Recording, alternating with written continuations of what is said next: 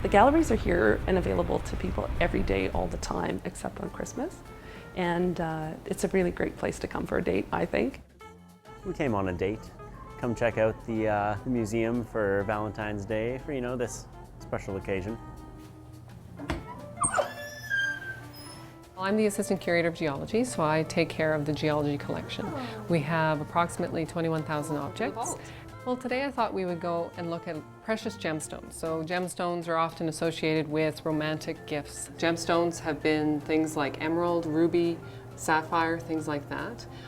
These are what we call precious gemstones. Well, our collection is essentially divided in half. One half are rocks, one half are minerals. We have gemstones as well and meteorites. Usually people think of diamond when they think of romance and engagement and weddings and things like that. Diamond is actually a fairly new stone for engagement stones. We love having the opportunity to be able to convey our science, our collection, a little bit of the passion about our program to the public.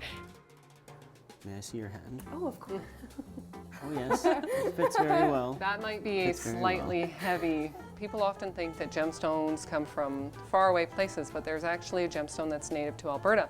It's Alberta's unofficial gemstone, and it's called amylite. But it's actually the shell of a creature that lived in the ocean at about the same time as the dinosaurs. And this is the fossilized shell of that creature.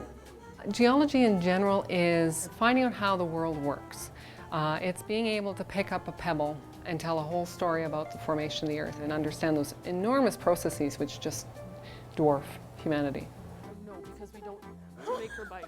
There's so much behind the scenes at the museum that people don't ever see, and so I'm always happy to welcome visitors and television viewers to see what we have. So I pulled some cards from our collection, Valentine cards from the early 20th century, and you can see that they're much more elaborate than what we do for Valentine's Day today. Maybe we do more activities and less cards, but these are commercial cards. The Valentine cards in our collection date back to the early 20th century. At that time, cards were the sum total of expression. People weren't giving gifts like jewelry and fur and elaborate dinners out. They were giving the card. So are any of these actual Hallmark cards?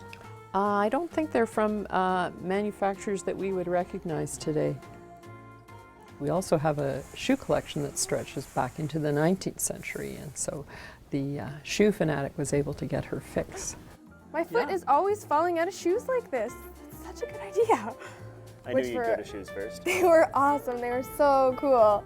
I have 75,000 artifacts in my collection, and it represents the history of ordinary Albertans. Many of us are too young to remember the past, and it's really a nice window on our history. It's an easy way to learn history when you're looking at objects.